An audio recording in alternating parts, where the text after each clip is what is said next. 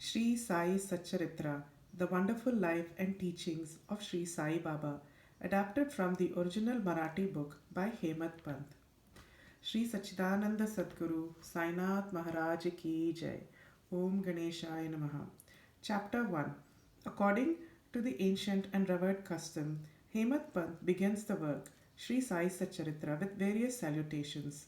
First, he makes obeisance to the god Ganesha to remove all obstacles and make the work a success, and says that Sri Sai is the god Ganesha. Then, to the goddess Saraswati to inspire him to write out the work, and says that Sri Sai is one with this goddess and that he is himself singing his own life. Then to the gods Brahma, Vishnu, and Shankara, the creating, preserving, and destroying deities respectively, and says that Sainata is one with them, and he is, as the great teacher, will carry us across the river of worldly existence. Then to his tutelary deity, Narayan Adinath, who manifested himself in Konkan, the land reclaimed by Parshurama from the sea, and to Adi Purusha of the family. Then to Bharadvaja Muni, in whose Gotra he was born, and to various rishis, Yajnavalkya, Bhrigu, Parashara, Narad, Vedavyasa, Sanak, Sanandan, Sanat Kumar, Shuka, Shaunuka, Vishwamitra, Vasishta, Valmiki, Vamadeva, Jaimini, Vaishampayan, Navayogendra, etc., and also modern saints such as Nivriti, Jnanadev, Sopan, Muktabai, Janardhan, Eknath, Namdev, Tukaram, Kanha, and Narahari, etc. Then to his grandfather Sadashiv, Father Raghunath, his mother who left him in his infancy, to his paternal aunt who brought him up, and also to his loving elder brother. Then to the readers and praise them to give their whole and undivided attention to his work. And lastly, to his Guru Sri Sai Nath, an incarnation of Sri Dattatreya, who in his sole refuge and who will make him realize that Brahman is the reality and the world an illusion, and incidentally to all beings in whom the God Lord dwells. After describing in brief the various modes of devotion according to Parashara, Vyasa, and Shandilya, etc., the author goes on to relate the following story. It was sometime after 1910 AD when I went one fine morning to the masjid in Shirdi for having a darshana of Sai Baba. I was wonderstruck to see the following phenomenon. After washing his mouth and face, Sai Baba began to make preparations for grinding wheat. He spread a sack on the floor and set thereon a hand mill. He took some quantity of wheat in a winnowing fan, and then drawing up the sleeves of his kafni and taking hold of the peg of the hand mill, started grinding the wheat by putting a few handfuls of wheat in the upper opening of the mill and rotated it. I thought what business Baba had with grinding of wheat when he possessed nothing and stored nothing, and as he lived on alms. Some people who had come there thought likewise, but none had the courage to ask Baba what he was doing.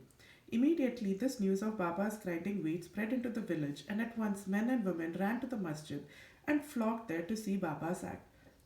Four bold women from the crowd forced their way up and, pushing Baba aside, took forcibly the peg or handle into their hands and, singing Baba's Leela, started grinding. At first, Baba was enraged, but on seeing the women's love and devotion, he was much pleased and began to smile. When they were grinding, they began to think that Baba had no house, no property, no children, none to look after, and he lived on alms, and therefore he did not require any wheat flour for making bread or roti. What will he do with this big quantity of flour? Perhaps, as Baba is very kind, he will distribute the flour amongst us. Thinking in this way, and while singing, they finished the grinding, and after putting the handmill aside, they divided the flour into four portions and began to remove them one per head. Baba, who was calm and quiet till now, got wild and started abusing them, saying, Ladies, are you gone mad? Whose father's property are you looting away? Have I borrowed any wheat from you so that you can safely take the floor? Now, please do this. Take the floor and throw it on the village border limits. On hearing this, the women felt abashed and, whispering among themselves, went away to the outskirts of the village and spread the floor as directed by Baba. I asked the Shirdi people, what was this that Baba did? They replied that as the cholera epidemic was spreading in the village, and this was Baba's remedy against the same. It's not wheat that was ground, but cholera itself was ground to pieces and pushed out of the village. From this time onward, the cholera epidemic subsided, and the people of the village were happy. I was much pleased to know all this, but at the same time, my curiosity was also aroused. I began to ask myself, what earthly connection was there between wheat, flour, and cholera? What was the causal relation between the two, and how to reconcile them? The incident seems to be inexplicable. I should write something on this, and sing to my heart's content Baba's sweet Leelas. Thinking in this way about this Leela, my heart was filled with joy, and I was thus inspired to write Baba's life, the Satcharitra. As we know, with Baba's grace and blessings, this work was successfully accomplished. Philosophical significance of grinding. Apart from the meaning which the people of Shirdi put on this incident of grinding wheat, there is, we think, a philosophical significance too. Sai Baba lived in Shirdi for about 60 years, and during this long period, he did the business of grinding almost every day. Not, however, the wheat alone, but the sins, the mental and physical afflictions, and the miseries of his innumerable devotees. The two stones of his handmill consisted of karma and bhakti, the former being the lower and the latter the upper one. The handle with which Baba worked the mill consisted of jnana. It was the firm conviction of Baba that knowledge or self realization is not possible unless there is a prior act of grinding of all our impulses, desires, sins, and of the three gunas, that is, sattva, raja, and tama, and the ahankara, which is so subtle and therefore so difficult to be got rid of.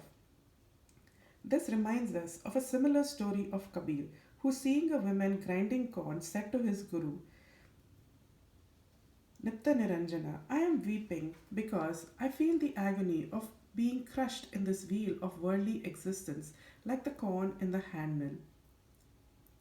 Nipatin, Nipatiranjana replied, Do not be afraid. Hold fast the handle of knowledge of this mill as I do, and do not wander far away from the same, but turn inward to the center. You are sure to be saved. Bow to Sri Sai, peace be to all. Sri Sachidananda Sadguru, Sainath Maharaj Ki Jai. End of chapter 1.